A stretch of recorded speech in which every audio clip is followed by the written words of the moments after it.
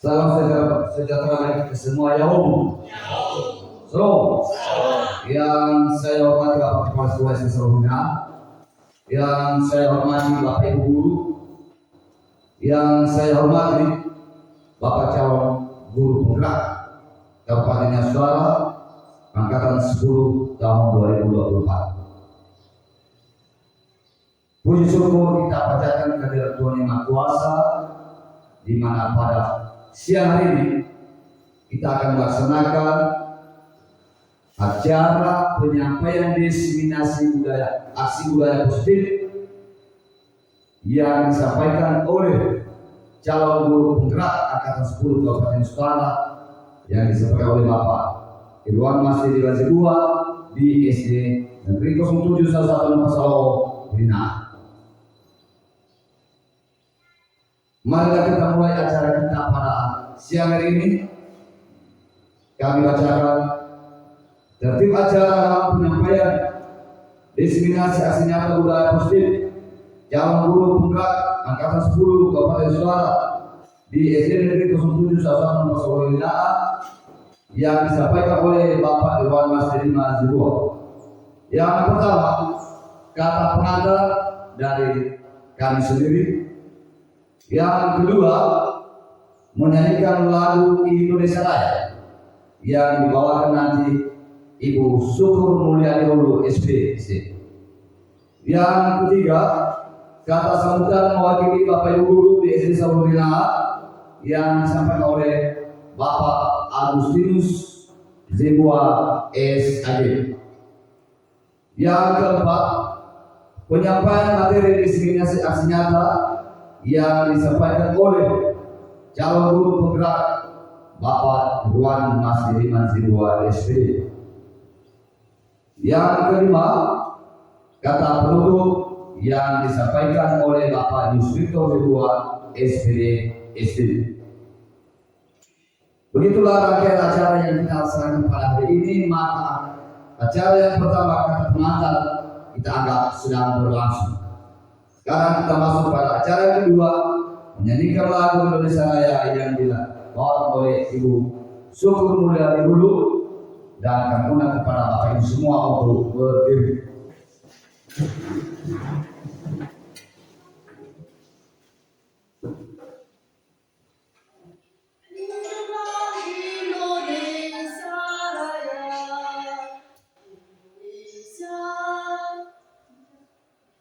Indonesia itu tanah tumpah darah, di sanalah aku berdiri jadi pandu hidupku. Indonesia kebangsaan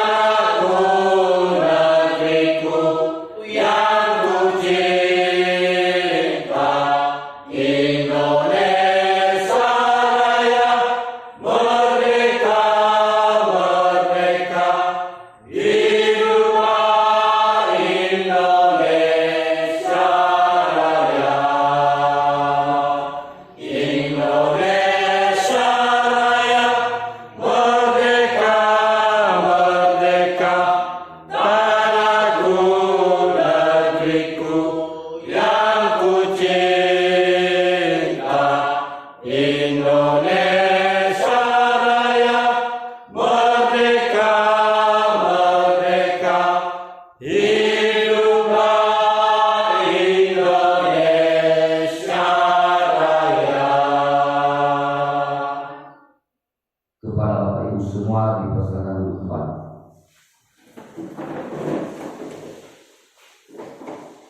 Kita lanjutkan acara kita yang ketiga.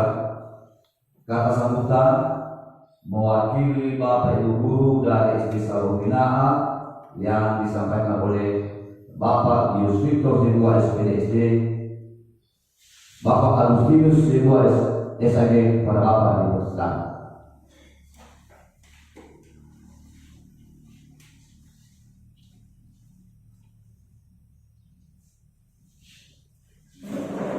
Baik, terima kasih kesempatan yang telah diberikan kepada kami oleh Bapak Pembawa acara.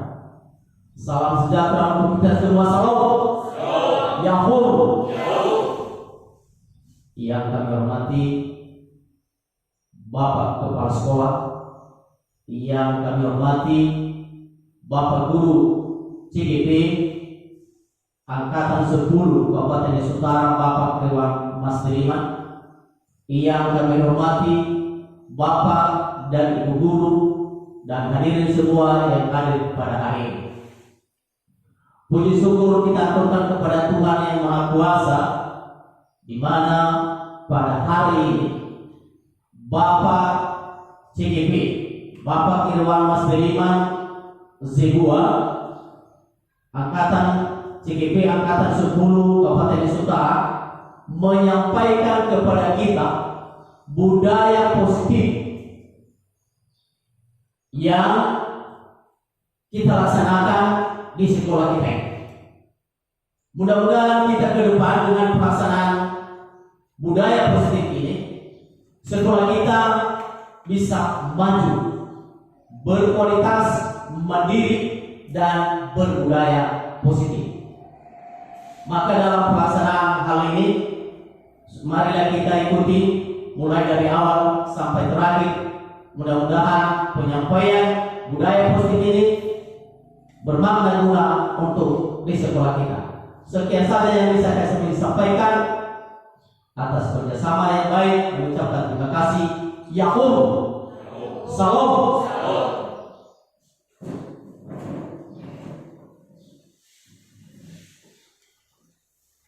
Terima kasih atas sambutan yang disampaikan mewakili seluruh Bapak Ibu.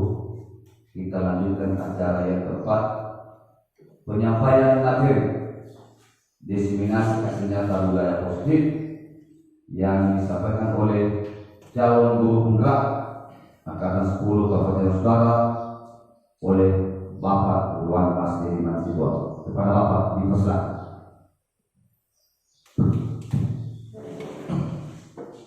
Baik Bapak Ibu, terima kasih waktu dan kesempatan yang telah diberikan kepada kami. Sebelum kami menyampaikan atau memaparkan materi pada hari ini, terlebih dahulu terima salam kami. Yaum. Baik Bapak Ibu, dari awal tadi kita telah mendengarkan apa yang sudah disampaikan oleh mewakili Bapak dan Ibu Guru. Tentu di acara awal tadi kita sudah mulai bosan. Sekarang sebelum kita lanjutkan dengan acara inti, mari kita dulu melakukan ice breaking. Kepada Pak Operator kami persilakan untuk memutarkan untuk kita laksanakan. Kepada Bapak Ibu kami undang untuk berdiri.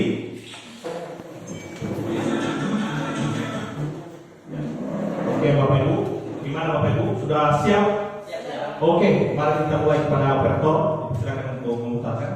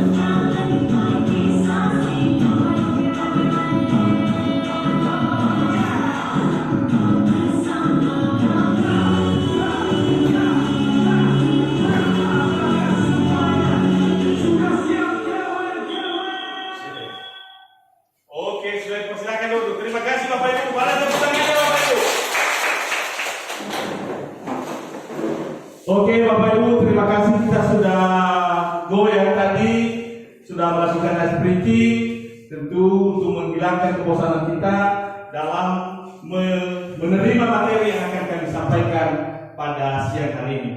Bapak Ibu, saya CGP calon guru penggerak angkatan 10 Kabupaten Nias Utara.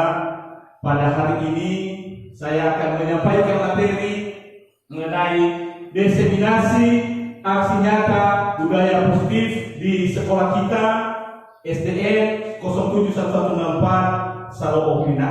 Tentunya nanti kami berharap kepada Bapak Ibu semua, mari kita bekerja sama dan begitu ikuti dari awal, dan begitu juga nanti ruang diskusi di dalamnya. Mari kita selalu semangat, mari kita selalu senang, dan mari kita selalu mengikuti dengan baik. Next lagi. Oh, ini Bapak Ibu budaya positif. Pada kesempatan ini saya akan menyampaikan nanti penjelasan mengenai budaya positif di sekolah. Lanjut, next.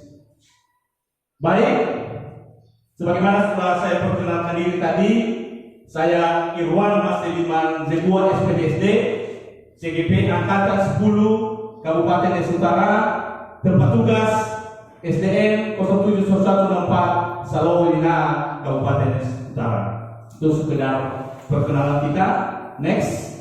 Baik Bapak Ibu, pada kesempatan ini saya akan memulai untuk menyampaikan materi mengenai budaya positif. Yang pertama Bapak Ibu, kita teringat dulu dengan Bapak atau tokoh pendidikan kita, yaitu Ki Hajar Dewantara. Ki Hajar Dewantara itu adalah merupakan tokoh pendidikan kita di Indonesia yang menggagas pendidikan kita. Lalu apa hubungannya dengan budaya positif yang akan kita paparkan, yang akan saya paparkan kepada kita semua pada siang hari ini? Filosofi KHD. Pertama, seturut dengan filosofi KHD yang berpihak dan berpusat pada murid, pengembangan budaya positif sangat erat kaitannya dengan penerapan filosofi tersebut. Kenapa? Karena filosofi KHD, salah satunya filosofi KHD adalah bagaimana kita dalam pembelajaran memberikan kebebasan kepada anak. Bagaimana dalam melakukan pembelajaran kita memperhatikan minat dan bakat si anak dalam proses pembelajaran di dalam kelas. Pengembangan budaya positif, khususnya penerapan segitiga restitusi, sangat sejalan sesuai dengan pandangan KHD terkait dengan keberpihakan kepada murid tersebut. Kita memberikan kebebasan. Kadang-kadang Bapak Ibu tidak kita sadari di dalam kelas ada kasus anak, langsung kita selesaikan dengan memberikan hukuman. Tetapi apa langkah yang harus kita lakukan Bapak Ibu? Kita menyelesaikan dengan cara restitusi. Ya, kita memvalidasi apa pokok permasalahan yang dialami oleh si anak, sehingga melalui itu nanti si anak menyadari kesalahan. Ya, sehingga dalam proses pembelajaran anak-anak itu kita berikan kebebasan. Bagaimana mereka bisa bebas? Bagaimana kebebasan yang dimaksud? Ya, kita memberikan kebebasan kepada mereka untuk mengembangkan kompetensi yang dimiliki dengan catatan kita tetap mengarahkan. Kadang-kadang dengan tidak kita sadari Bapak Ibu, kita menuntut siswa, bukan menuntut. Tapi apa yang kita lakukan sebagai seorang guru? Kita harus menuntut siswa. Ya, menuntut siswa. Bagaimana menuntut siswa? Mengarahkan. Karena pengetahuan kita dengan pengetahuan si anak tidak sama. Kadang-kadang kita memaksakan si anak. Kadang-kadang kita ini Bapak Ibu ya, memaksakan si anak di dalam kelas. Kamu harus bisa hari ini. Misalnya perhitungan, berhitung matematika. Kamu harus bisa ini. Seakan-akan ada pemaksaan. Ya. Yang dimaksud di sini adalah dalam filosofi ini adalah kita memberikan kebebasan kepada anak dengan selalu kita mengontrol dan memperhatikan minat dan bakat mereka. Karena setiap anak memiliki bakat yang berbeda-beda. Antara anak yang satu dengan anak yang lain berbeda-beda. Untuk itu apa yang kita lakukan sebagai seorang guru? Selalu menuntun mereka, selalu menghamba mereka, menjadi pelayan. Kita sebagai pelayan pada mereka. sehingga dalam mengikuti proses pembelajaran mereka senang dan bahagia. Setuju Bapak Ibu? Terima kasih Bapak. Next. Ini yang kedua Bapak Ibu, nilai dan peran guru penggerak. Budaya positif merupakan tindakan nyata dalam menghayati penerapan setiap konkret nilai dan peran guru penggerak. Apa itu nilai guru penggerak? Dalam menjalankan nilai dan peranannya seorang guru, ya, budaya positif memberikan arahan yang jelas mengenai keberpihakan pada murid, inovatif, mandiri, kolaboratif, dan reflektif. Bagaimana keberpihakan kita kepada murid? Kita harus memperhatikan murid. Kita harus memperhatikan anak-anak yang ada di dalam kelas kita. Ya, kita harus memperhatikan mereka dengan sama. Ya, tidak boleh kita membeda-bedakan mereka. Kita berikan kesempatan yang sama kepada mereka semua untuk mendapatkan pelajaran. Kemudian ini berinovatif. Ya, ada ide baru, ada gagasan yang baru yang harus berani kita terapkan. Ya, hal-hal yang baik. Kemudian mandiri. Bagaimana kemandirian seorang anak? Kadang-kadang anak masih belum mandiri. Bagaimana misalnya dalam mengerjakan tugas, bagaimana dalam melakukan kegiatan setiap hari. Kita coba mereka mandiri dengan budaya positif. Misalnya pada pelaksanaan apel Bapak Ibu, kita ajak mereka untuk tampil ke depan, memimpin doakan, memimpin apel pagi kan, ya. Tapi kita berikan kesempatan kepada mereka untuk menjadi pemimpin, ya, dan mandiri dalam melaksanakan kegiatan. Kemudian kolaboratif. Ini harus ada hubungan yang baik. Di kolaboratif ini adalah hubungan yang baik. Ada kerjasama kita, baik kepada rekan sejawat seperti kita ini pada hari ini, kepada anak-anak juga, dan terlebih lebih kepada orang tua. Kita jalin hubungan yang baik, sehingga budaya positif ini bisa kita terapkan di sekolah kita. Kemudian reflektif. Kadang-kadang Bapak Ibu kita lupa dengan refleksi diri. Setelah kita menyampaikan pembelajaran, maka kita harus refleksi. Apa yang menjadi pertanyaan kita di sini? Pertanyaan pertama, apakah yang sudah saya sampaikan sudah sesuaikah atau masih belum? Sudah sesuaikah dengan keinginan siswa atau masih belum? Kita harus reflektif. Anak-anak juga harus seperti itu. Ya, dalam penerimaan proses pembelajaran di dalam kelas. Tentu kita sebagai guru, tentu di sana sini kita punya kekurangan dan keterbatasan, tapi kita usahakan dari refleksi ini nanti kita akan apa yang perlu saya tingkatkan, apa yang perlu saya ubah ke depan. Nah, itu yang kita lakukan. Itu nilai dan peran guru penggerak. Kemudian budaya positif juga memberikan kesempatan kepada guru untuk menjadi pemimpin pembelajaran, mendorong kolaborasi dan menjalankan perannya sebagai seorang guru. Kita dorong anak-anak. Bagaimana kita mendorong anak-anak Bapak Ibu? Kita dorong mereka bagaimana di dalam kelas. Misalnya kita suruh salah seorang anak di dalam kelas, nah, tolong di depan kelas pimpin kita dalam doa. Itu salah satu. Ya, bagaimana? Ya, memberikan kesempatan kepada murid. Kalau kepada guru juga kita menjadi pemimpin. Pemimpin yang dimaksud di sini adalah kita mengarahkan siswa, kita pimpin mereka, kita tuntun mereka dalam setiap kegiatan. Kita tidak boleh meninggalkan mereka. Misalnya kegiatan dalam proses pembelajaran di dalam kelas, kita harus selalu mendampingi mereka, melakukan komunikasi kepada mereka. Kira-kira apakah yang mereka butuhkan, sehingga mereka senang dan mereka merindukan kita sebagai guru di sekolah. Next, ini visi guru penggerak. Seorang guru dapat menerapkan budaya positif dalam rangka mewujudkan visi selaku seorang guru penggerak. Penerapan budaya positif dapat membentuk karakter yang diharapkan dapat sesuai dan setuju dengan visi guru penggerak maupun visi sekolah. Lalu bagaimana merumuskan ini Bapak Ibu? Bagaimana memberhasilkan ya daripada visi sekolah dan visi guru penggerak? Tentu kita sebagai guru kita harus menggali beberapa informasi. Apakah yang harus kita lakukan? Ya, apakah ide kita masing-masing dan kita simpulkan? Ya, setelah kita menyimpulkan menjadi satu visi sekolah, maka kita sebagai bapak dan guru melaksanakan dengan baik, ya, sehingga apa yang kita impikan ke depan, ya, apa yang kita impikan ke depan dapat tercapai dan anak-anak menjadi anak yang baik, anak yang berkarakter dan anak yang berprestasi. Next, ini Bapak Ibu, itu tadi hubungannya dengan filosofi KHD. Sekarang ini mengenai pengertian budaya positif. Ya, perlu kita ketahui Bapak Ibu bahwa budaya positif itu adalah sikap dan nilai kepercayaan. Ya, praktik-praktik yang menciptakan lingkungan yang mendukung dan memotivasi orang untuk berkembang dan berkontribusi secara positif. Apa sikap dan nilai ini Bapak Ibu? Termasuk Bapak Ibu, kita terapkan di sekolah kita misalnya budaya 5S. Setiap pagi kita menerima siswa kita dengan senyum, salam, sapa, sopan dan santun.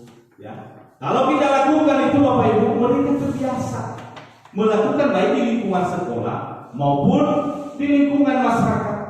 Ya, jadi mereka jadi terbiasa untuk melakukan hal yang baik. Misalnya di sekolah lagi Bapak Ibu, supaya menjadi budaya positif ini, budaya positif yang baik. Misalnya kita mengajak mereka untuk bergotong royong. Ya, mereka itu berpartisipasi dalam gotong royong. Ya, jadi melalui kegiatan-kegiatan yang baik ini, anak-anak menjadi sadar, oh inilah saya harus aktif dalam melakukan kegiatan ini. Ya, sehingga hal ini akan memberikan motivasi kepada mereka untuk bisa berkembang, mengembangkan apa kemampuan yang sudah mereka miliki. Next, manfaat budaya positif di sekolah. Pertama, menurut KHD mengingatkan bahwa tujuan pendidikan adalah menuntut segala kodrat yang ada pada anak agar mereka dapat mencapai keselamatan dan kebahagiaan yang setinggi-tingginya, baik sebagai manusia maupun sebagai anggota masyarakat. Apa itu kodrat anak, Bapak Ibu? Ya, ada kodrat anak itu adalah ada kodrat alam dan kodrat cara. Apa itu kodrat alam?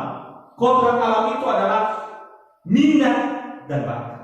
Sedangkan kodrat zamannya adalah bagaimana kita menyesuaikan pembelajaran yang kita sampaikan dengan perkembangan pada saya. Contoh Bapak Ibu, 5 tahun yang lalu mungkin perkembangannya dengan saat ini tidak sama. Kalau 5 tahun yang lalu mungkin IT masih belum populer. Sekarang kan penggunaan IT kan sudah merata ya di masing-masing sekolah. Sudah mulai, walaupun belum dilaksanakan secara penuh, tapi paling tidak sudah ada gambaran wajib untuk dilaksanakan.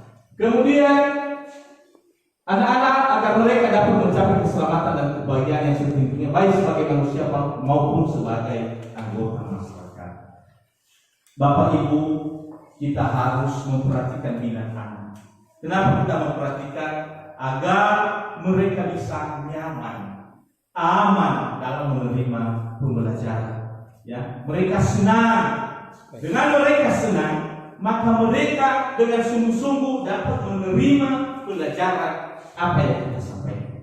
Kemudian budaya positif menciptakan lingkungan belajar yang positif bagi murid, sehingga murid dapat memiliki disiplin diri dalam melaksanakan kegiatannya untuk mendukung pengembangan potensi, minat, bakat yang dimiliki murid dengan sebaik-baiknya. Ini yang saya jelaskan tadi.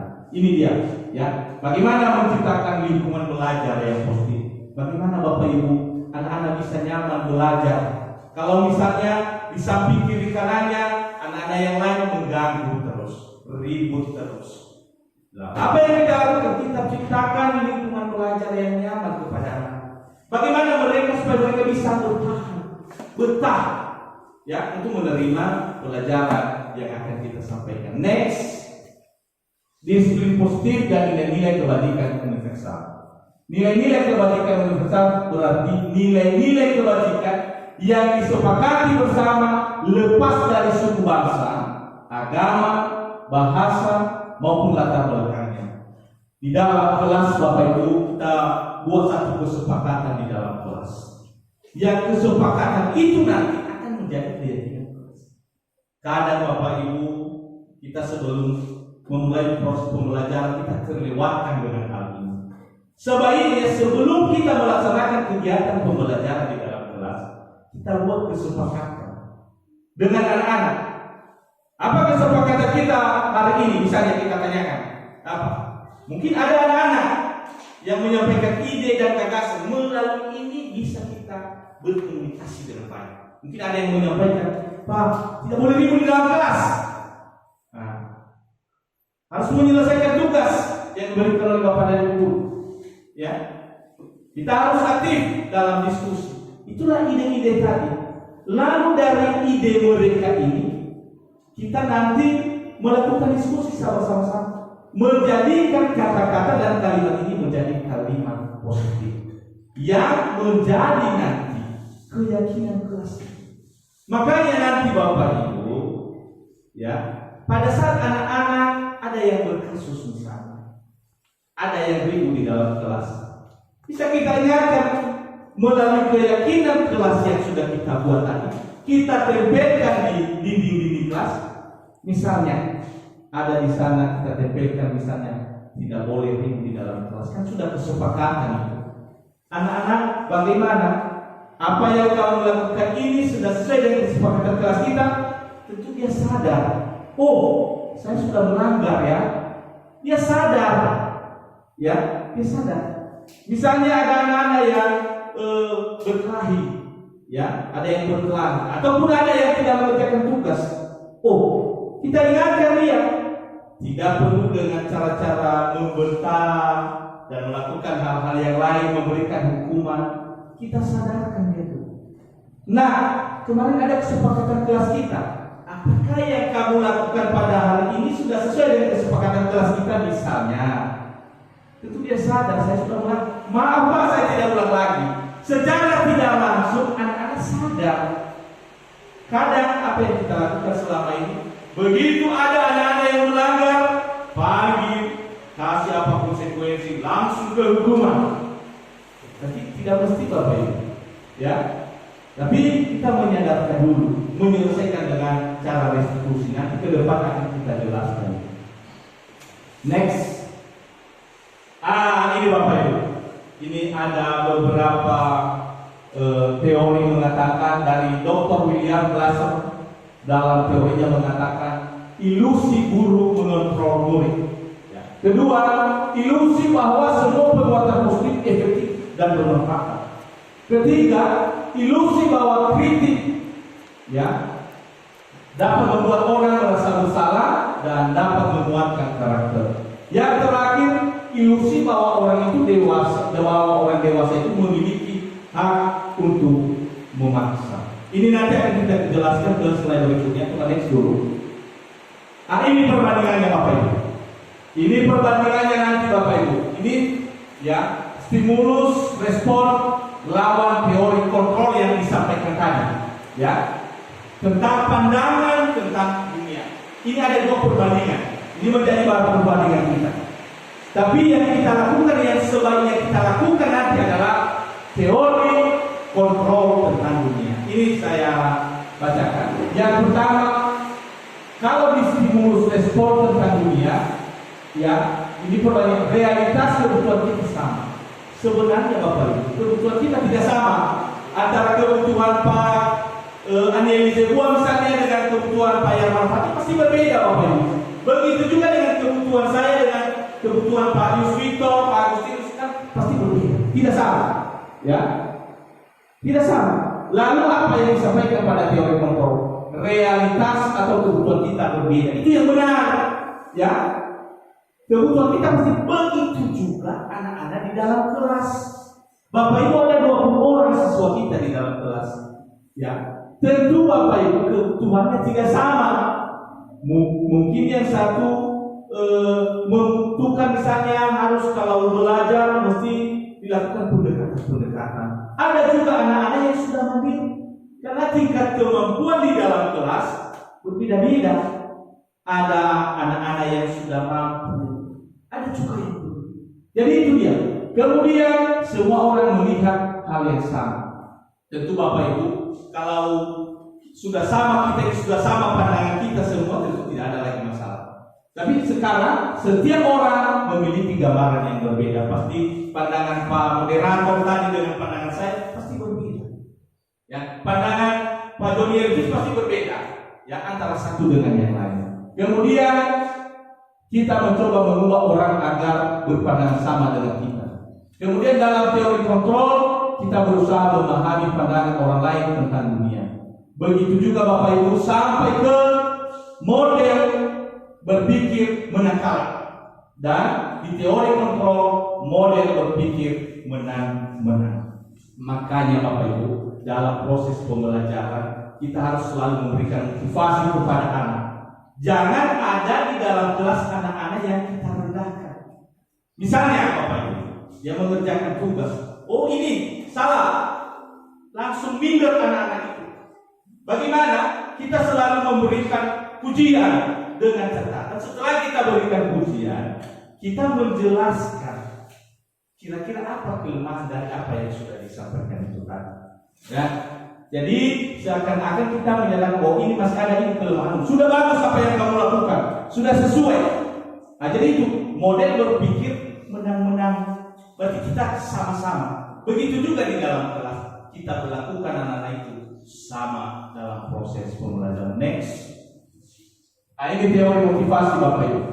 Beberapa teori ini yang sudah kita pelajari. Pertama, teori motivasi ini menghindari ketidaknyamanan atau hukuman. Di dalam kelas, mari kita hindari untuk melakukan anak-anak, untuk memperlakukan kepada anak-anak yang disebut dengan hukuman. Kadang-kadang dengan hukuman ini Bapak Ibu, ini hanya sesaat ini. Ya, anak-anak memang mendengarkan hanya pada saat itu. Ya, dan jadi hukuman ini tidak menyadarkan daripada anak-anak, hanya membuat ketidaknyamanan kepada anak-anak. Misalnya Bapak Ibu, ya, bagaimana di dalam kelas kalau kita menyelesaikan masalah, kadang-kadang kita ada emosi sesaat, langsung ada kasus anak-anak sudah, ya, kita berikan hukuman, push-up misalnya, belum kita validasi apa masalahnya dulu, ya. Itu, tapi kita usahakan anak-anak itu supaya nyaman dalam menerima pembelajaran di kelas. Kedua, untuk mendapatkan imbalan atau penghargaan dari orang lain. Nanti akan kita ada slide berikutnya ini mengenai pemberian penghargaan. Ketiga, untuk menjadi orang yang mereka inginkan dan menghargai diri sendiri dengan nilai-nilai yang mereka percaya. Ya, untuk menjadi orang yang mereka inginkan, menghargai diri sendiri. Next, nanti di sini ada penjelasan. Di sini Bapak Ibu, ini salah satu budaya yang sering kita lakukan nanti di sekolah, yaitu pemberian penghargaan. Dan ini masih kita laksanakan sekarang. Bagaimana supaya penghargaan ini ke depan tidak menjadi dilema di masing-masing sekolah? Mengapa penghargaan tidak efektif? Padahal di sekolah kita pemberian penghargaan itu menurut kita ya Bapak Ibu ya, menurut kita pemberian penghargaan itu efektif. Sebenarnya tidak. Ini alasannya Bapak Ibu. Kenapa? Pengaruh jangka pendek dan jangka panjang. Jangka pendeknya apa Bapak Ibu? Kita memberikan penghargaan. Misalnya ada juara satu, kita berikan penghargaan. Dia pun terus belajar dan dia mendapat prestasi. Sementara yang lain jadi minder. Seakan-akan yang lain, siswa yang lain kita hukum. Ya, kita hukum. Ada anak-anak yang berpikir seperti ini. Biasanya juara dari kelas 1 sampai kelas 3 misalnya. Tidak perlu saya belajar lagi. Itu dia, ya. Itu dia. Memang pengaruh jangka pendeknya anak-anak menjadi senang dengan mendapatkan penghargaan dari guru. Dia senang. Tapi yang senang hanya sebagian, tidak seluruhnya. Ya, itu jangka pendeknya. Kemudian jangka panjangnya, ya, jangka panjangnya anak-anak jadi ketergantungan. Kalau tidak ada hadiah, dia tidak mau belajar lagi. Tidak ada niat untuk belajar, tidak ada motivasi. Ya, penghargaan tidak efektif menurut tadi teori ini. Kemudian penghargaan merusak hubungan. Kenapa bisa rusak hubungan kita? Kadang-kadang kan anak-anak mereka menagih, Pak saya juara, mana hadiahnya, mana penghargaannya? Itu makanya, ya. Kalau tidak ada hadiah, mau belajar lagi. Nah, tidak ada hadiah. Bapak saya belajar lagi. Itu ya. Jadi kita terus ditagih. Kemudian penghargaan mengurangi ketepatan. Kelima, penghargaan menurunkan kualitas. Kenapa kualitas bisa turun? Karena anak-anak tadi tidak ada lagi istilahnya motivasi untuk belajar. Yang juara itu saja yang belajar, sementara yang lain saya tidak mau belajar. Kan sudah ada juara satunya, kan sudah ada juara duanya, sudah ada juara. Tidak perlu saya belajar. Pasti mereka itu nanti yang menjadi juara lagi, mereka yang mendapatkan. Jadi itu dia, menurunkan kualitas. Kemudian penghargaan mematikan kreativitas. Anak-anak juga tidak perlu saya melakukan hal-hal yang baik, tidak perlu saya menciptakan hal-hal yang baik lagi. Karena sudah ada mereka. Seakan-akan mereka minder dengan hal-hal ini, dengan penerapan. Kemudian ketujuh, penghargaan menghukum. Secara tidak langsung, anak-anak yang tidak dapat juara kita hukum mereka. Berarti kalian tidak bisa, hanya ini yang bisa. Itu sebenarnya. Walaupun dalam pandangan kita masih ada di benak kita, dengan kita memberikan penghargaan, ya apa tujuan kita adalah memotivasi anak-anak untuk terus belajar. Tapi menurut teori ini, penghargaan seakan-akan menghukum yang lain. Mereka tidak mau lagi untuk melakukan bersaing secara sehat, ya. Dan kedelapan, motivasi dari dalam diri. Itu hanya motivasi dari dalam diri saja, ya. Tapi bagaimana kita dalam melakukan hal ini, memberikan penghargaan adalah harus benar-benar kita memberikan penghargaan itu secara keseluruhan, ya. Bagaimana membangun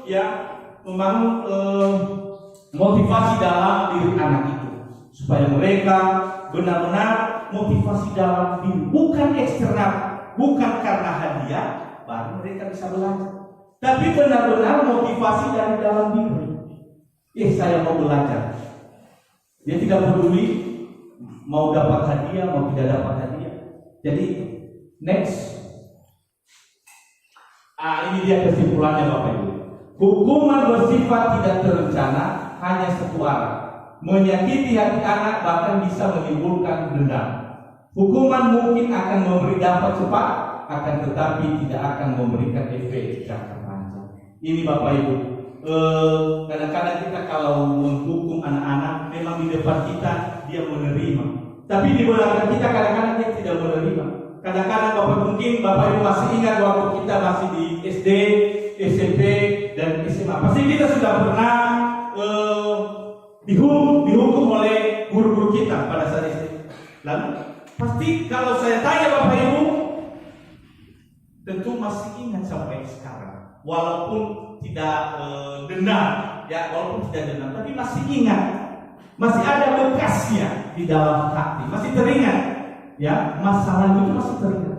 Jadi itu dia, ya, menyakiti hati anak bahkan bisa menimbulkan dendam. Hukuman mungkin akan memberikan dampak cepat, akan tetapi tidak akan memberikan efek jangka panjang. Mungkin pada saat kita hukum, dia salah, saya dihukum karena saya salah.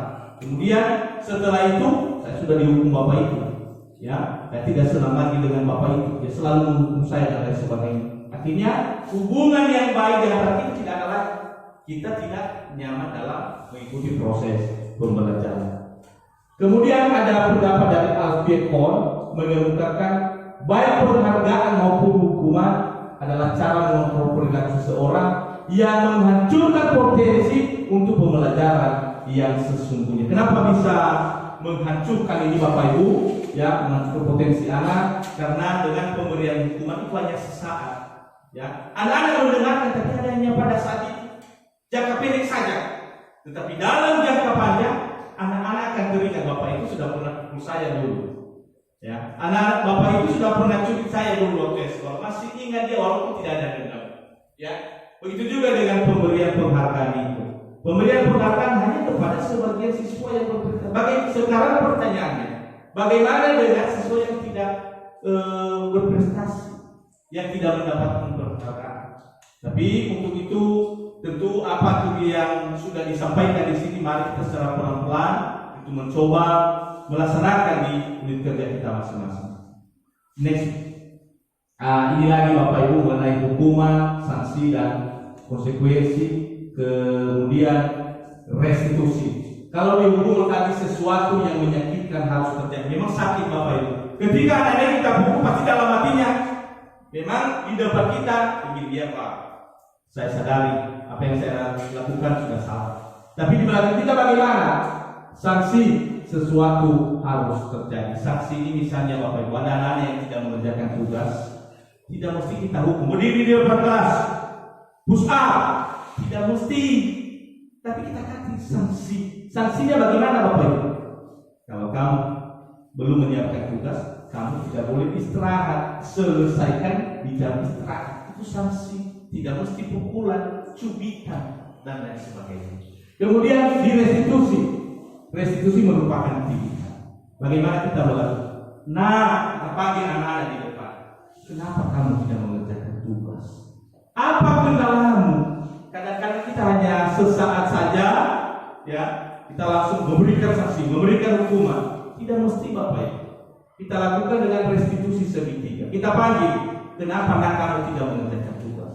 Oh, begitu juga Bapak waktu sekolah kita sadarkan dia.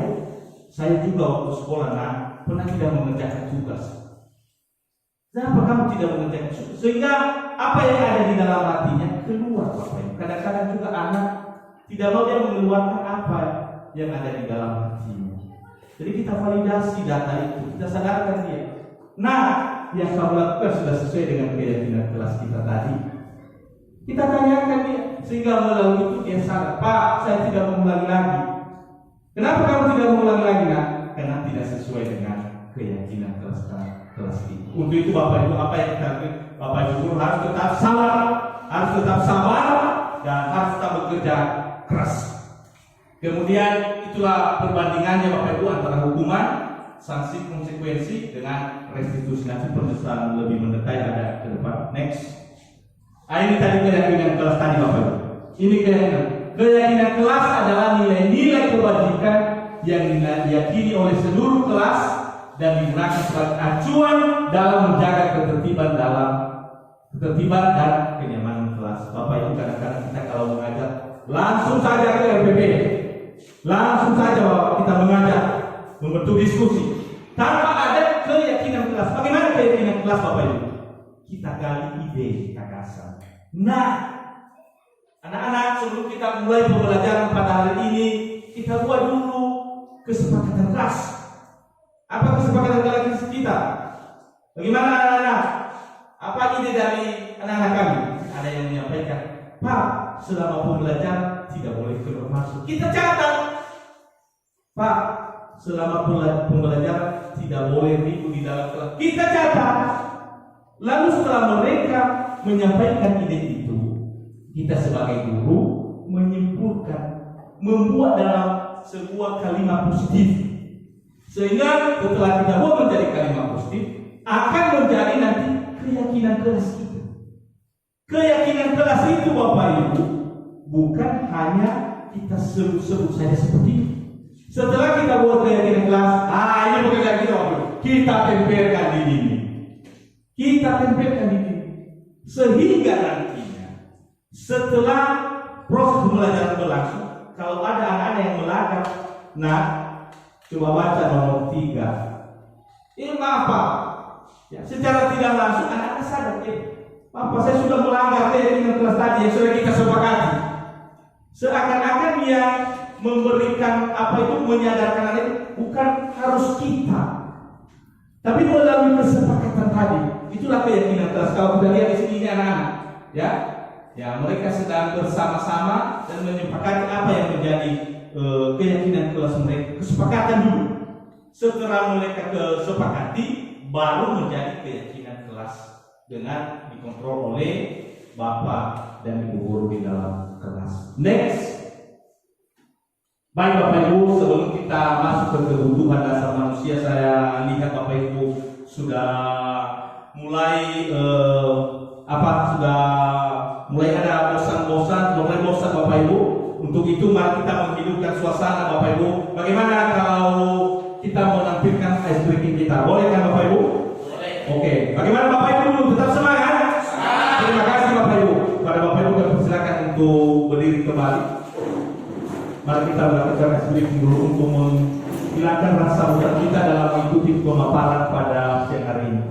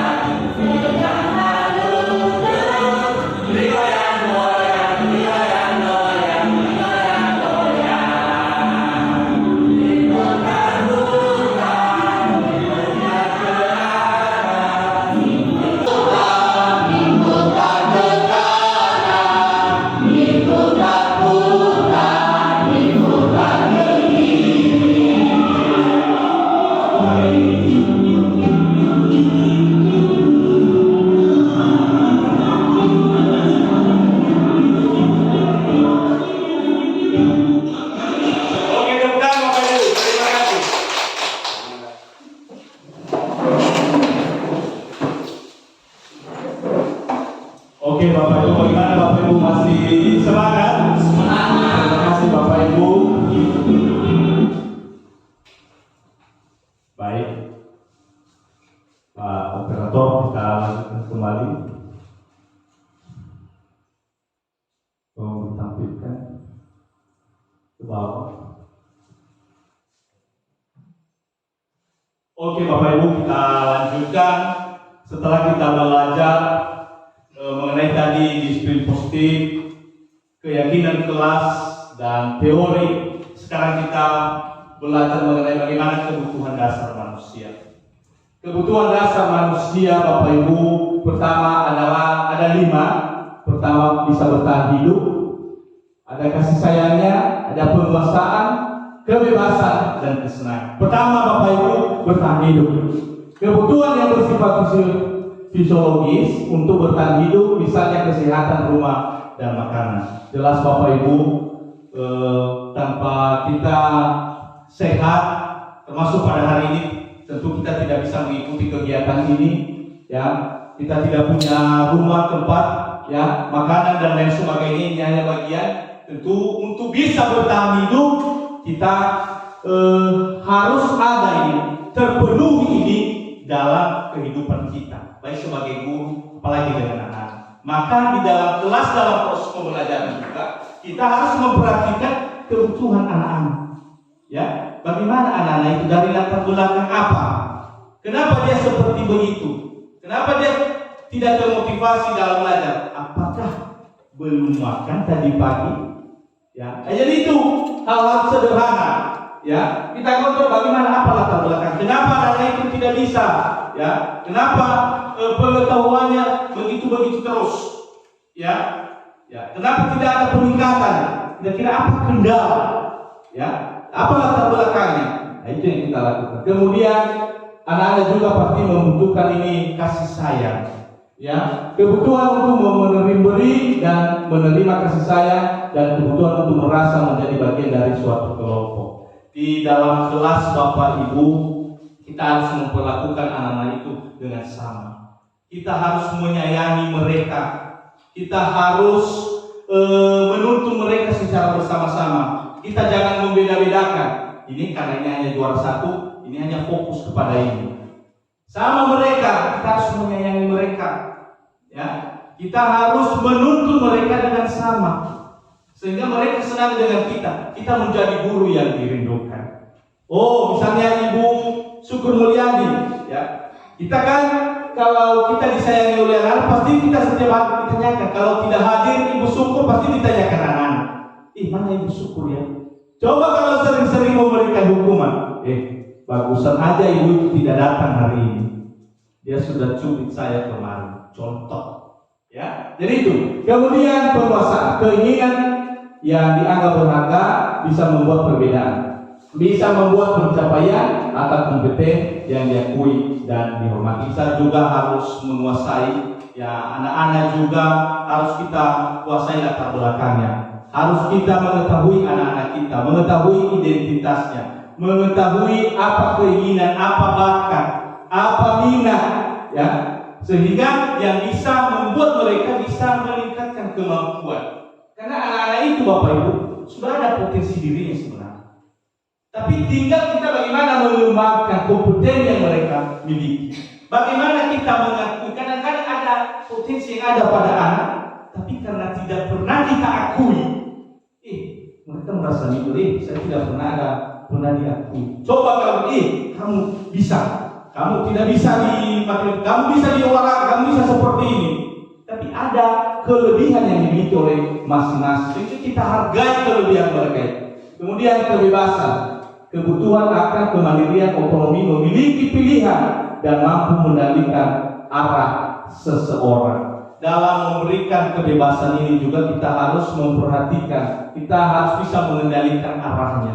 Kadang-kadang dalam memberikan kebebasan Bapak Ibu, kita hadapi ini di dalam kelas, kita memberikan kebebasan kepada anak juga, anak-anak, Bapak itu kan tidak apa-apa, kalau tidak saya kerjakan tugasnya nanti tidak apa-apa. Kita kan bebas, dia tidak marah dan lain sebagainya. Dalam memberikan kebebasan ini adalah dalam batas tertentu juga. Kita harus mengendalikan, kita harus bisa mengendalikan anak-anak itu, ya, sehingga anak merasa apa yang saya lakukan ini yang bisa, ini juga yang tidak bisa. Kemudian membuat bagaimana anak menjadi senang, kebutuhan untuk mencari kesenangan, bermain dan tertawa. Ini kebutuhan anak Bapak Ibu. Mereka sangat senang kalau diajak bermain, diajak tertawa di dalam kelas, ya.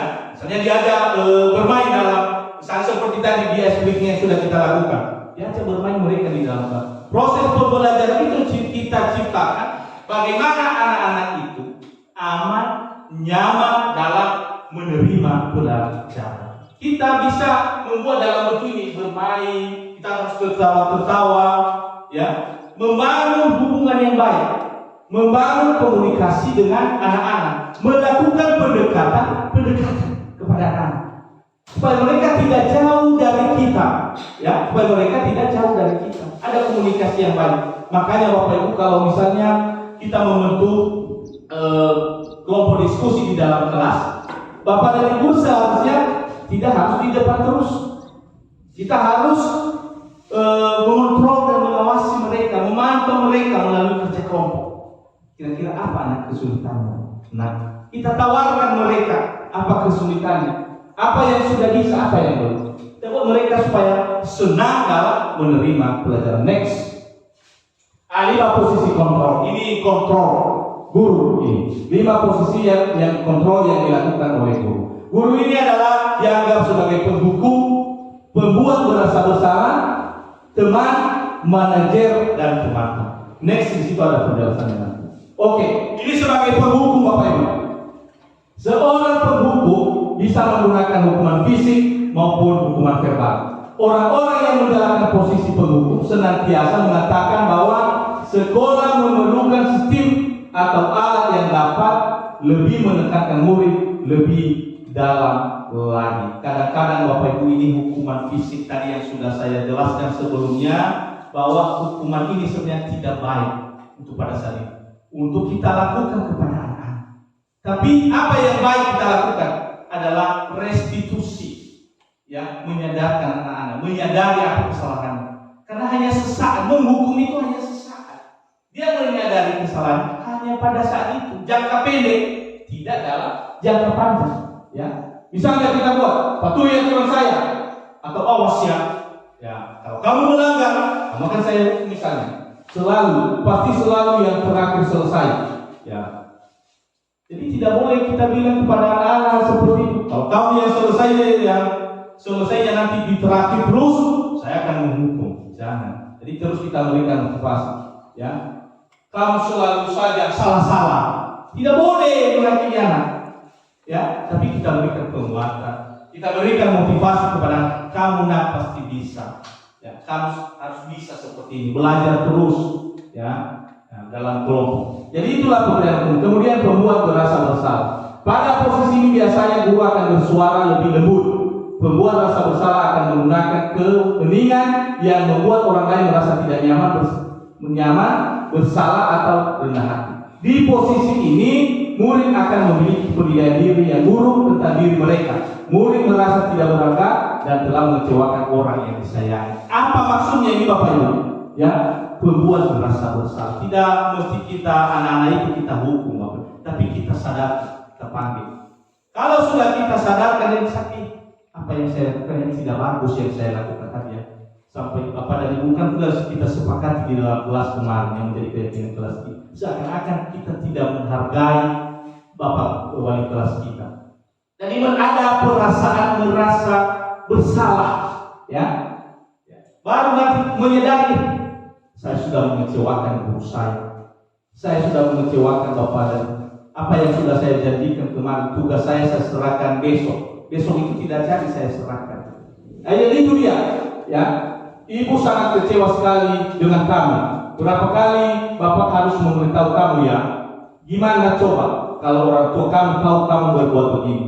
Jadi jangan kita buat kata-kata yang dapat menurunkan motivasi anak. Jadi terus kita himbau, ya, kita buat kata-kata itu. Ibu sangat kecewa sekali dengan kamu. Misalnya ibu sangat kecewa dengan kamu. Jadi jangan harapkan lagi kamu bisa naik kelas. Tidak boleh Bapak Ibu. Tapi kita panggil dia, kita arahkan, kita bimbing. Nah, apa yang sudah kamu lakukan itu tidak bagus. Ya, jangan diteruskan lagi. Kan ada kesepakatan keyakinan kelas kita kemarin. Coba langsung dibaca dulu. Ya, secara pelan-pelan nanti biasa saya sudah mengatakan, mohon maaf Ibu, ya. Ya, itu dia. Lanjut, next. Sebagai teman, guru pada posisi ini tidak akan menyakiti murid, namun akan tetap berupaya mengontrol murid melalui persuasi. Posisi teman pada guru bisa negatif ataupun positif. Di sini Bapak Ibu sering terjadi ini. Sebagai teman, kadang-kadang juga Bapak Ibu, kita di sini harus benar-benar memahami. Kenapa? Karena di dalam posisi teman ini antara guru dengan siswa, kadang-kadang juga di sini ada sisi positifnya dan ada sisi negatifnya. Apa sisi positifnya? Anak-anak menjadi komunikatif dengan kita. Kita bisa berkomunikasi dengan baik. Mereka tidak seperti Pak bertanya, ya ini yang kurang mengerti saya Pak. Mereka langsung bertanya. Tapi sisi negatifnya begini Bapak Ibu. Kalau kita sudah berteman kepada anak-anak, kalau kita tidak menjaga juga posisi kita sebagai guru, kadang-kadang ada berpikir negatif. Bapak itu tidak apa-apa, Bapak itu tidak siap untuk tugasnya, tidak apa. Kita dianggap sepele oleh anak-anak, tetapi kita di sini dalam posisi harus tetap mengontrol mereka, ya, harus tetap memberikan batas-batas sebagai teman. Jangan karena kita sebagai sudah menganggap mereka sebagai teman, mereka juga menganggap kita sebagai ya biasa saja. Padahal orang yang lebih tua apalagi guru harus kita menghargai dan menghormati. Di sini coba di sini Bu, ayo bantulah demi Bapak, ya. Ayo ingat tidak bantuan Bapak selama ini ya sudahlah, kali ini tidak apa-apa, nanti ibu bantu bereskan. Seakan-akan kita kan sebagai teman itu memberikan bantuan. Dengan catatan bantuan yang kita berikan itu, kita berikan pemahaman kepada mereka. Tidak selamanya nanti Bapak Guru membantu kamu. Ya, kita jaga juga karena ada batas-batasnya. Kalau tidak ada batas nanti anak-anak juga bisa menganggap sepele kita, ya, setiap hari. Sehingga apa nanti yang kita sampaikan, ya biasa saja. Jadi di sini ada sisi positifnya sebagai teman ini Bapak Ibu Guru, ada positifnya dan ada negatifnya. Next, pemantau. Memantau berarti mengawasi. Pada saat kita mengawasi, kita bertanggung jawab atas perilaku orang-orang yang kita awasi. Tentu di dalam kelas kita harus mengawasi anak-anak. Itu menjadi tanggung jawab kita, ya, menjadi tanggung jawab kita. Posisi pemantau berdasarkan pada peraturan dan konsekuensi dengan menggunakan sanksi, konsekuensi, atau kita tidak dapat memisahkan hubungan pribadi kita dengan murid sebagai seorang yang menjadi posisi pemantau. Hubungan pribadi dulu kita abaikan itu, kita melakukan anak dengan sama, kita pantau mereka, bagaimana kemampuan mereka, kita awasi mereka, ya. Bagaimana posisi kita sebagai pemantau, kita pantau terus, tidak mesti di dalam kelas, tapi di lingkungan juga kita pantau bagaimana. Ya, misalnya ada di sini pertanyaannya, peraturannya apa?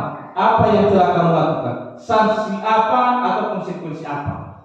Kadang-kadang anak tidak menyadari ini Bapak Ibu, ya. Kita sebagai pemantau, kita harus benar-benar mengawasi anak-anak itu, ya, baik di dalam kelas maupun di luar belajar. Next, ini sebagai manajer. Inilah salah satu fungsi kontrol kita sebagai Bapak Ibu adalah manajer. Manajer ini adalah sebagai pengelola kelas, mulai dari awal, pertengahan hingga selesai pembelajaran. Tentu sebagai seorang manajer punya tugas yang berat. Posisi di mana guru berbuat sesuatu bersama dengan murid, mempersilahkan murid mempertanggungjawabkan perilakunya, mendukung murid agar dapat menemukan solusi atas permasalahan diri sendiri. Semua masalah anak-anak Bapak Ibu, semua kegiatan yang kita laksanakan di dalam kelas itu adalah di bawah manajer Bapak dan Ibu. Kita yang bertanggung jawab.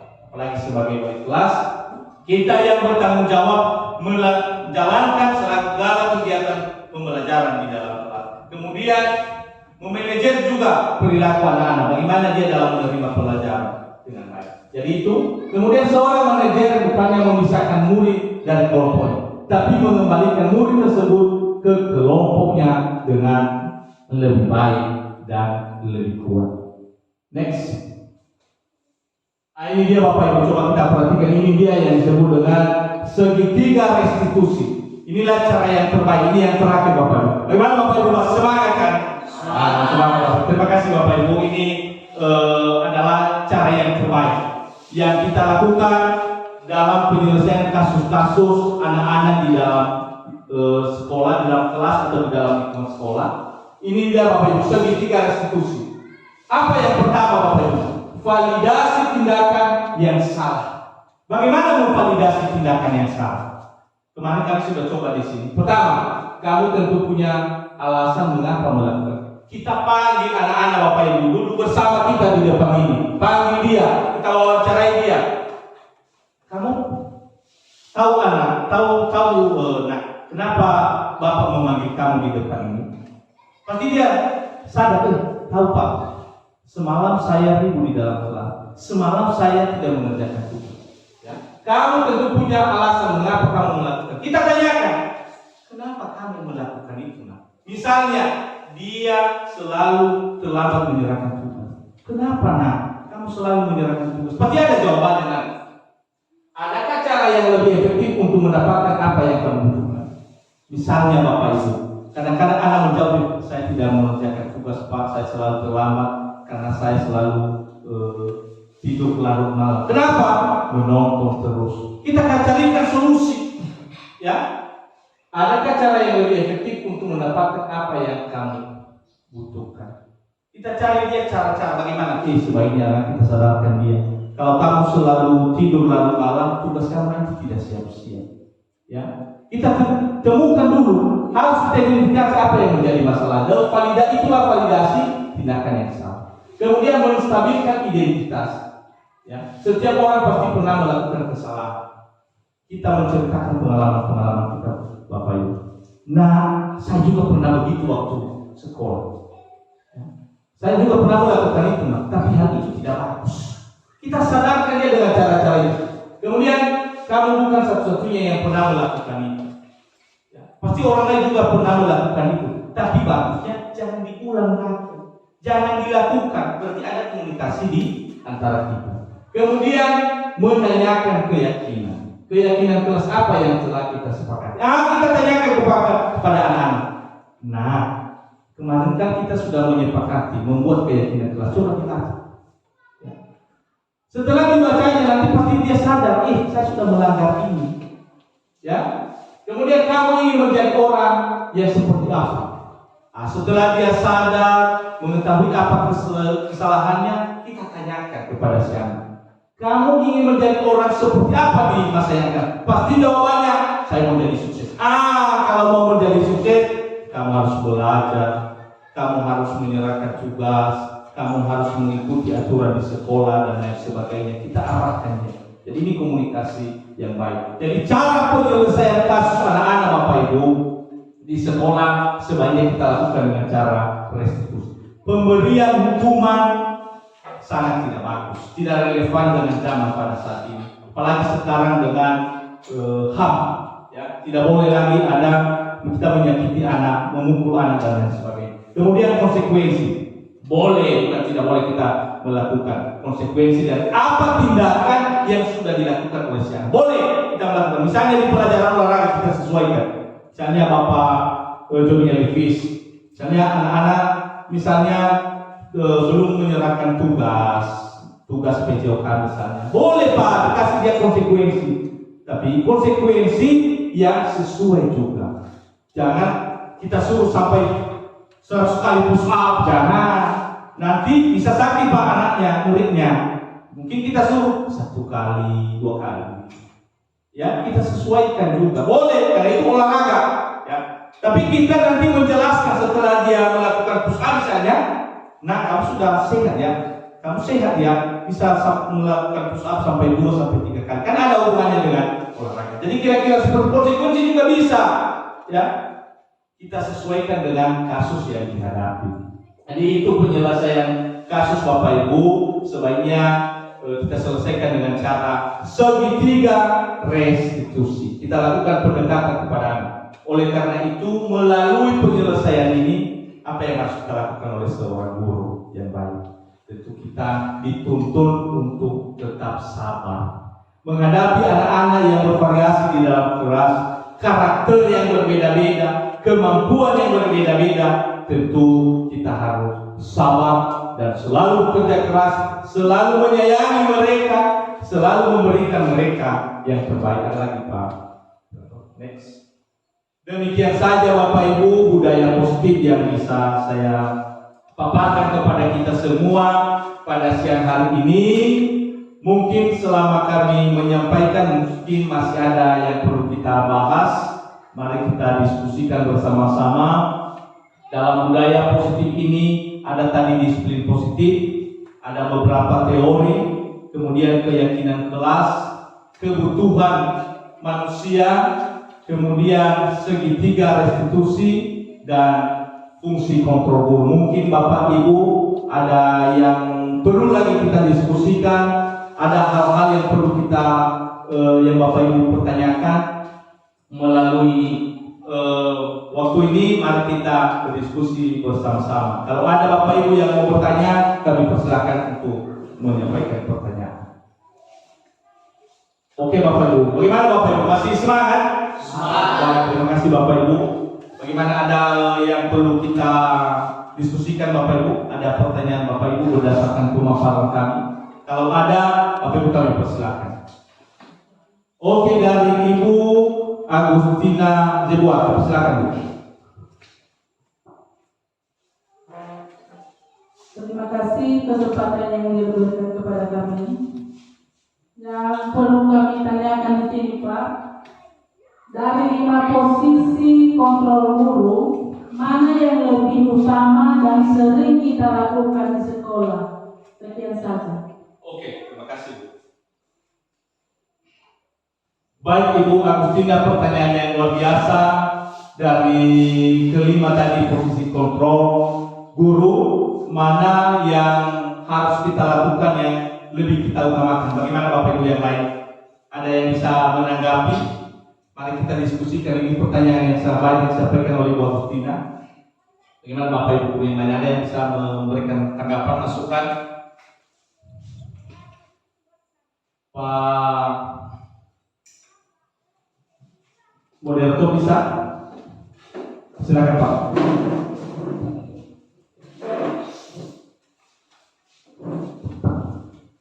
Baik, dari pertanyaan Ibu Agustina juga tadi mengenai 5 posisi kontrol yang harus kita laksanakan di sekolah kita dan dalam kelas. Jadi menurut pemahaman kami di sini dari apa yang disampaikan oleh Bapak CGP tadi, bahwa yang perlu kita kembangkan di situ adalah cara kerja kita sebagai guru untuk membina siswa dalam arti manajerial seorang guru harus kita tingkatkan dan harus kita terapkan dalam kelas kita masing-masing, membina hubungan kolaboratif yang efektif sehingga siswa kita bisa nanti mampu mengikuti apa yang kita sampaikan. Semua yang kita laksanakan itu harus kita sesuaikan dengan manajerial sekolah. Sekian saja. Terima kasih Pak Yusuf. Terima kasih Pak, pencerahan yang luar biasa. Bagaimana dengan Bapak Ibu yang lain? Ada yang kasih masukan, tanggapan? Mungkin Pak YS, Pak Yusuf Victor Debua bisa menyampaikan tanggapan. Ya, terima kasih waktu yang diberikan kepada saya untuk menanggapi pertanyaan dari Ibu Agustina, yaitu bahwa apa yang diutamakan dan apa yang sedang kita lakukan. Tentu tadi sudah kita dengar dari pemaparan dari Bapak CGP bahwa dia telah menyampaikan salah satunya yaitu 5 posisi kontrol di dalam kelas. Tentu kalau kita dulu yang pertama, dia telah menyampaikan tadi bahwa ada 5 yaitu penghukum, teman, pembuat merasa bersalah, dan pemantau. Tentu hal ini ada yang sering kita lakukan di dalam kelas dan ada juga yang masih belum. Mudah-mudahan nanti dengan kita mendengarkan semua pemaparan ini, maka bisa kita lakukan yang terbaik di dalam kelas kita masing-masing. Tentu menghukum bukanlah suatu hal yang sangat baik yang kita dengar tadi, karena hukuman bisa membuat siswa itu minder atau kurang percaya diri, atau bisa saja bisa berakibat kepada moral yang siswanya. Selanjutnya yang kedua sebagai merasa bersalah. Jadi kadang-kadang kalau kita membuat sebagai siswa merasa bersalah, kadang-kadang siswa itu bisa takut lagi berbuat, sehingga apa yang dia buat ke depan maka tidak bisa mendidik. Ya, misalnya dia telah berbuat sesuatu, tapi karena kita tegur dia, mengaitkan orang yang dia sayangi, maka takut dia berbuat selanjutnya nanti. Misalnya memaki, padahal di rumah bapak ibunya tidak dilarang untuk memaki. Setelah kita tegur, baru dia sadar, ibu saya tidak melarang saya untuk memaki. Di situ dia kecewa. Ya, ada rasa kekecewaan kepada orang yang dia sayangi. Selanjutnya ada sebagai teman, kadang-kadang kita kalau siswa itu kita jadikan teman itu juga memang baik, tapi ada efek baiknya, ada positifnya, ada juga negatifnya. Kadang-kadang kalau kita jadikan teman siswa itu memang bagus, tapi kadang-kadang ada sisi negatifnya juga sama kita, yaitu ya kadang namanya anak dalam soal berbicara atau apa di suatu tempat dia tidak bisa mengontrol dirinya karena dia sudah merasa kita sebagai temannya. Dia pun sangat baik, tapi ada juga hal-hal yang kurang baik di sini. Jadi sebagai pemantau mungkin kita sering memantau, mungkin ini kita gunakan apa yang kita lakukan di situ dengan menggunakan sanksi pada suatu masalah yang dilakukan siswa. Jadi yang menurut saya yang perlu kita lakukan itu dalam hal ini itu sebagai manajer. Nah, inilah posisi guru yang sangat bagus. Kenapa menjadi kita sebagai manajer? Karena kita bisa ya mengetahui seluruh apa yang ada di dalam otak kita, apa yang bisa kita rencanakan, apa yang perlu kita perbaiki, apa yang perlu kita yakini, itu adalah kita yang mengendalikan kendali sebagai bapak ibu guru di dalam kelas. Mungkin hanya itu saja yang bisa saya tanggapi. Mudah-mudahan ada teman yang lain dan ada nanti Bapak CGP yang bisa menyampaikan. Ya, terima kasih. Oke, mana tepuk tangannya Bapak Ibu? Terima kasih, luar biasa jawaban yang sudah disampaikan Pak Yusma Teguh tadi yang pertama, dan yang kedua disampaikan oleh Pak YS, Pak Yus Victor Teguh. Sebenarnya Ibu Agustina, semua ini harus kita lakukan. Ini kontrol, ini 5 kontrol guru sebenarnya harus kelima-limanya harus kita lakukan. Tapi pertanyaannya tadi apa yang paling utama? Sesuai dengan apa yang sudah disampaikan tadi adalah pertama, yang paling utama adalah sebagai manajer. Memang semuanya harus kita lakukan. Memang di dalam kelas kita sebagai penghukum, kita sebagai teman mereka, kita sebagai pembuat merasa bersalah mereka, kita sebagai pemantau atau yang mengawasi mereka, ya. Tetapi yang utama yang kita lakukan adalah kita dulu sebagai manajer, mengelola, mengendalikan sesuai tadi yang sudah disampaikan oleh Bapak Guru hebat, mengendalikan mereka di dalam kelas dari awal, pertengahan hingga terakhir proses pembelajaran. Oke, demikian saja Ibu Agustina. Semoga senang dan bisa menerima apa tadi yang sudah disampaikan oleh teman-teman. Bagaimana Bapak Ibu, ada pertanyaan yang lain? Oke, dari Pak Ani Lijewa, silakan Pak. Oke Pak, terima kasih kesempatan. Nama saya Ani Lijewa.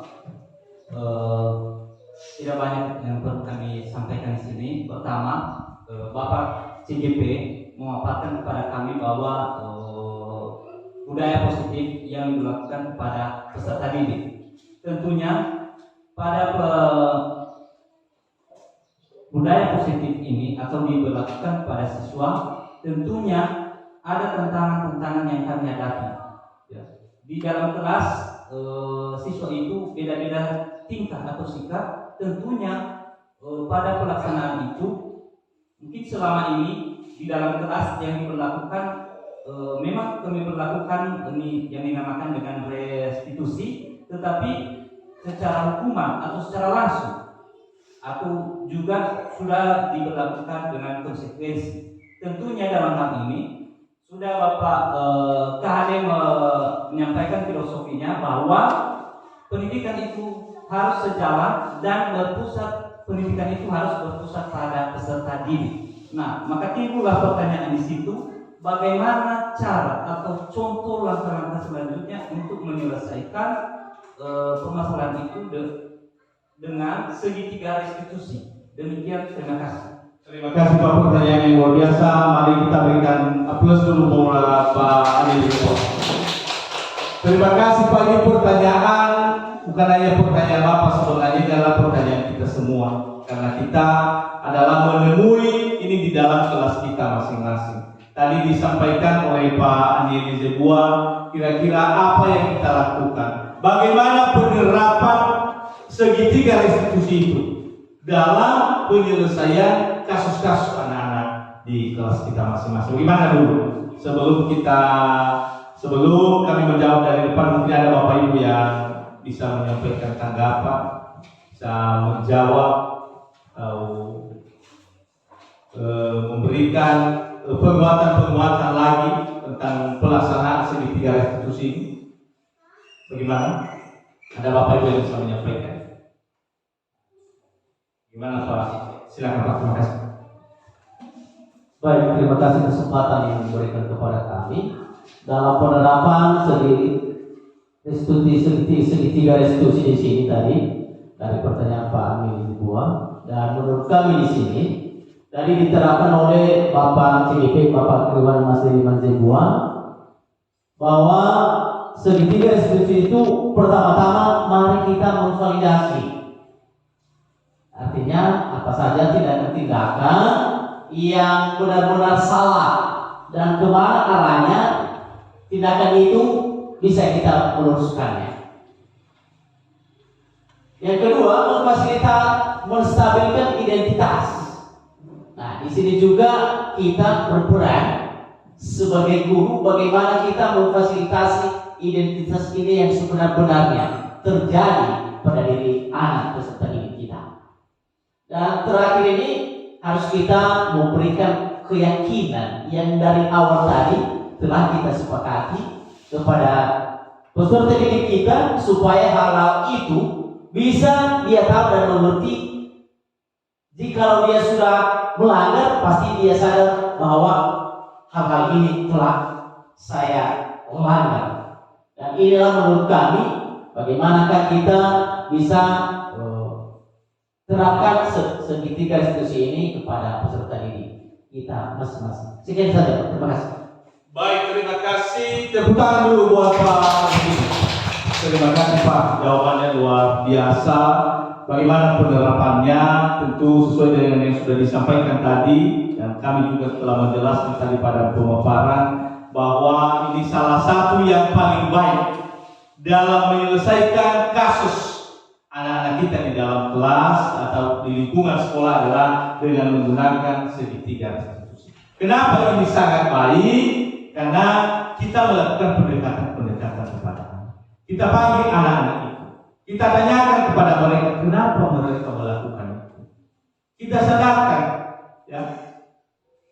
Dan kita berikan juga bimbingan dan arahan. Kalau kamu terus melakukan ini yang terjadi, sehingga anak-anak sadar. Kemudian kita tanyakan tadi keyakinan kelas, apa yang sudah kita sepakati di dalam kelas dan sudah menjadi keyakinan kelas di kelas kita tanyakan bagaimana. Secara tidak langsung anak-anak menyadari, oh saya sudah melanggar itu, ya. Tapi tidak melalui hukuman, tidak melalui sanksi, ya. Itu langkah yang paling bagus. Kemudian, ya, setelah kita menanyakan itu, baru kita mau menyampaikan arahan. Apa yang kamu inginkan ke depan? Ya, tentu ada anak-anak saya menginginkan yang terbaik ke depan. Kita arahkan dia. Tapi kalau terus ini yang kamu lakukan, bagaimana nanti cita-citamu itu bisa tercapai? Jadi itu dia. Jadi kita adakan komunikasi yang baik, kita lakukan pendekatan sesuai dengan langkah-langkah ini tadi. Memvalidasi tindakan yang salah. Kira-kira apa yang sudah dilakukan? Apa yang salah? Dan dia menyadari. Kemudian kita menstabilkan identitas. Kadang anak-anak karena dia sudah salah, dia minder terus. Ya, bagaimana menstabilkan itu? Nah, pasti orang lain juga pernah berbuat seperti itu. Termasuk kita. Saya juga pernah. Ya, saya juga pernah melakukan hal itu suatu. Oh, berarti bukan hanya saya ya. Dia ada motivasi, berarti bukan hanya saya yang pernah melakukan ini. Ya, kita berikan. Kemudian menanyakan keyakinan kelas. Kalau kita tanyakan keyakinan kelas, tentu anak-anak menjadi sadar bahwa yang saya lakukan ini tidak sesuai dengan apa yang sudah kami sepakati di kelas. Demikian saja Bapak Ibu. Mungkin ada satu termin tadi. Tidak ada. Oke, terima kasih Pak THT Dewa. Kami persilakan.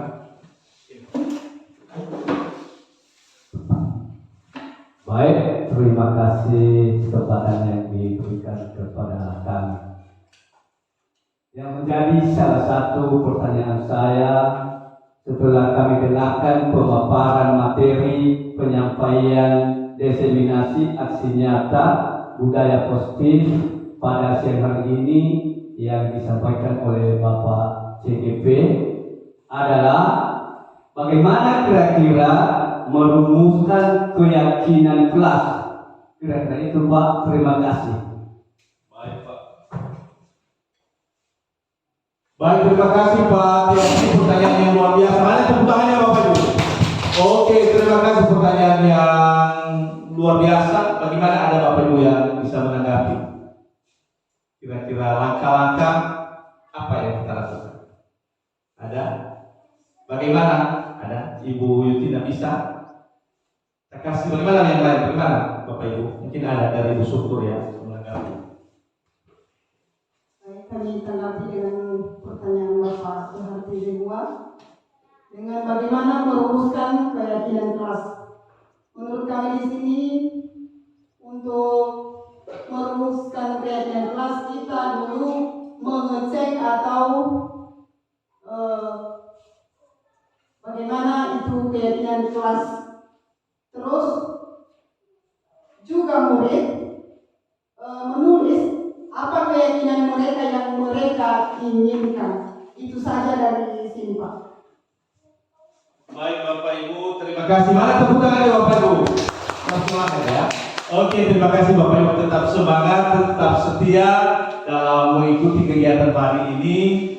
Dari pertanyaan tadi Pak THT Dewa, bagaimana langkah-langkah dalam merumuskan keyakinan kelas?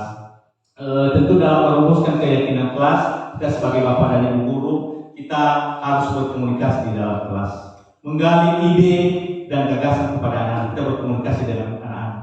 Kita membuat satu kesepakatan dulu. Kita sepakati kira-kira apa yang kalian inginkan pada sebelum kita mulai proses pembelajaran. Itu yang kita tanyakan kepada anak-anak. Mungkin ada anak-anak nanti yang menyampaikan ide, Pak, kita harus tertib di dalam kelas. Kita harus mengerjakan tugas. Tidak boleh ada yang tidak menyerahkan. Harus kita selesaikan yang kita serahkan hari ini. Tidak boleh ada yang mengganggu teman. Dari ide mereka itu nanti kita buat menjadi kalimat positif. Dan itulah yang menjadi keyakinan kelas itu. Sehingga pada saat mereka melanggar aturan itu, langsung kita arahkan anak-anak itu. Nah, coba baca keyakinan kelas keyakinan kelas itu. Melalui itu anak-anak nanti sadar, oh saya sudah melanggar poin 3 ya, tertib di dalam kelas, tidak boleh mengganggu teman. Itu salah satunya. Atau misalnya ada keyakinan kelas kita, tidak boleh misalnya tidur di dalam kelas, karena ada anak-anak itu tidur di dalam kelas, tidak boleh tidur. Oh maaf Pak, ya secara tidak langsung dia menyadari bahwa dia sudah melanggar apa yang sudah menjadi kesepakatan dan sudah menjadi keyakinan kelas itu. Itulah keyakinan kelas itu, Bapak Ibu. Sama dengan aturan di dalam kelas sebenarnya, aturan, ya. Tapi menyadarkan anak-anak melalui kesepakatan. Seakan-akan yang membuat aturan ini, kalau dulu yang membuat aturan ini kita guru menguasai kelas, buat aturan ini. Kita paksakan terus apa yang ada di hati kita, ya. Padahal kebutuhan kita dengan kebutuhan siswa tidak sama, kemampuan kita dengan kemampuan tidak sama. Yang kita senangi dengan yang mereka senangi pasti berbeda. Mungkin ada keinginan mereka, ya. Jadi melalui komunikasi itu, ya, melalui penggalian ide itu mereka bisa menyampaikan. Oh ini yang kami senangi Pak, ya, pada saat pembelajaran. Nanti kalau ada teman-teman kami yang ribut, kami tidak konsen belajar. Ini Pak harus tertib, tidak boleh keluar masuk di dalam kelas. Kita buat, ya, kita tempelkan di situ sehingga seakan-akan itu menjadi aturan di dalam kelas. Itu dia keyakinan kelas ini. Jadi bagaimana Bapak Ibu? Bagaimana Pak Tiarti? Oke, terima kasih Pak. Bagaimana? Masih ada lagi yang perlu ditanyakan Bapak Ibu? Atau kita cukupkan? Kalau masih ada, kami persilakan. Kalau tidak ada lagi, maka kita lanjutkan ke sesi berikutnya. Bagaimana Bapak Ibu? Oke, baik Bapak Ibu. Mungkin tidak ada lagi yang perlu ditanyakan. Mungkin nanti di lain waktu juga kita bisa berkomunikasi dan berbagi pengetahuan dan informasi. Demikian saja Bapak Ibu, ya pemaparan kami mengenai budaya positif. Kami dari calon guru penggerak angkatan 10 dari Kabupaten Nias Utara. Pemaparan kami menyadari bahwa apa yang kami sampaikan pada siang hari ini jauh dari kesempurnaan. Tentu itu menjadi refleksi buat kami ke depan, apa yang menjadi kelemahan dan apa kekurangan kami. Dan satu harapan kami, semoga apa yang sudah kami sampaikan dan apa yang sudah kita terima pada hari ini bisa kita terapkan di sekolah kita dan kita bisa melaksanakannya dan bermanfaat juga buat anak-anak kita semua. Demikian saja pemaparan kami dan kami akhiri dengan salam kami, salam kami, Yaum.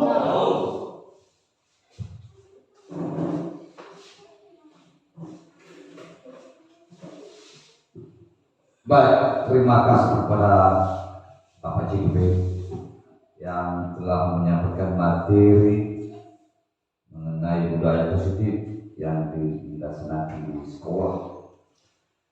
Untuk itu, setelah kami mendengarkan dan memahami apa yang telah disampaikan oleh Bapak, kami ingin belajar. Mengapa kami ingin belajar semua Bapak Ibu guru? Karena di awal pembelajaran ini kita akan menghadapi apa masalahnya di situ nanti. Kita menerima siswa baru yang karakternya sangat berbeda, yang memang karakternya sangat berbeda. Mengapa? Karena mereka usianya sudah masih rendah. Jadi marilah kita belajar bagaimana cara kita mengarahkan siswa yang kurang pemahaman. Ini nanti di awal pembelajaran ini kita menghadapi masalah diseminasi budaya positif ini. Tapi mulai dari kecil itu kita belajar. Jadi marilah kita semua Bapak Ibu guru belajar berkolaborasi bagaimana agar budaya positif ini berlangsung dengan baik di sekolah kita ini. Untuk itu kita lanjutkan dengan acara yang selanjutnya, kata penutup yang disampaikan oleh Bapak Yusuf Tor Zebul. Kepada Bapak dipersilakan.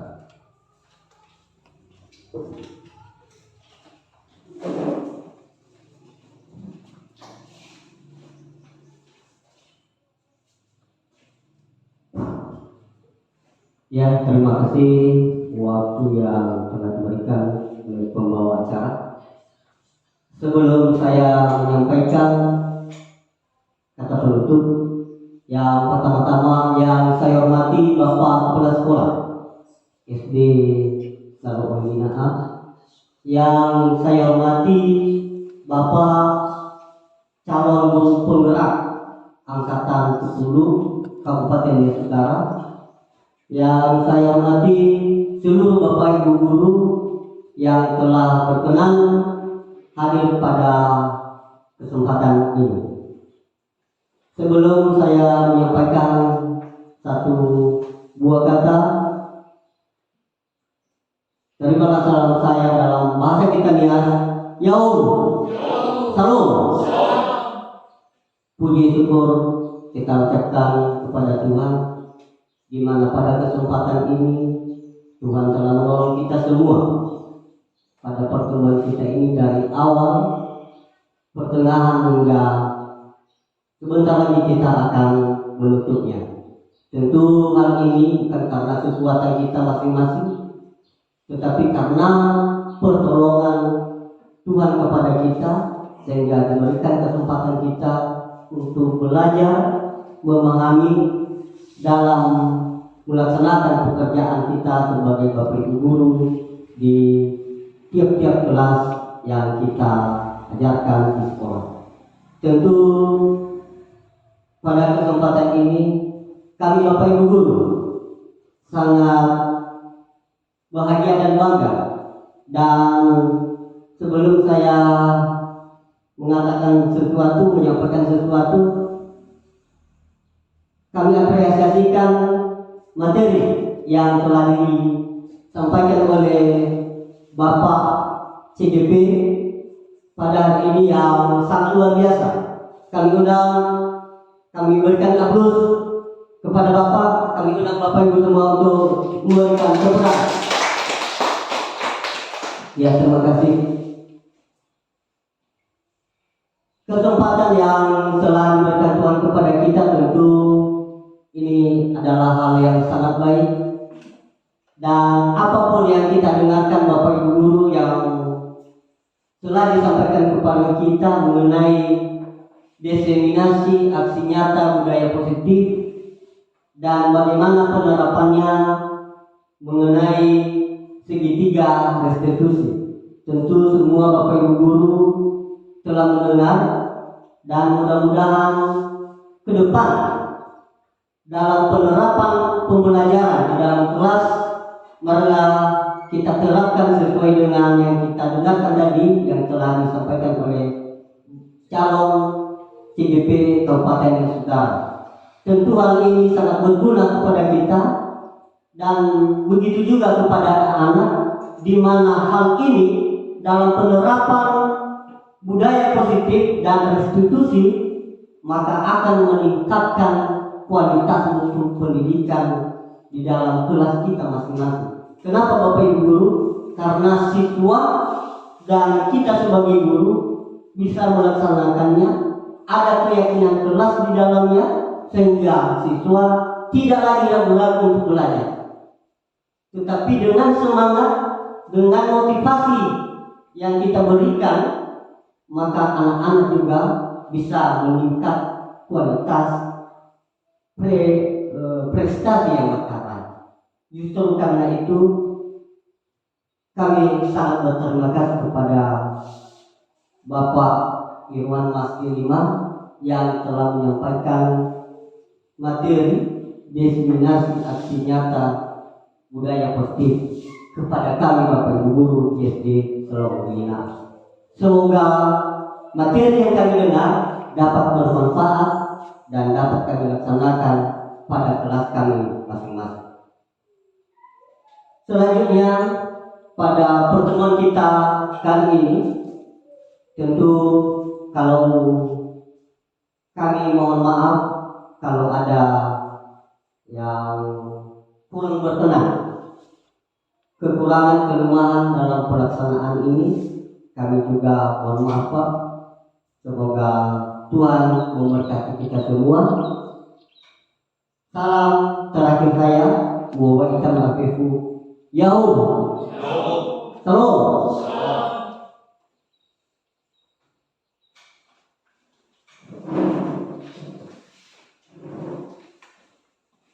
Baik, terima kasih pada Bapak Yusuf berdua. Untuk itu, acara yang kita laksanakan atau pertemuan yang kita laksanakan pada hari ini, dari awal sampai akhir telah berakhir, dan akhir kata kami ucapkan terima kasih. Yahoo. Salam.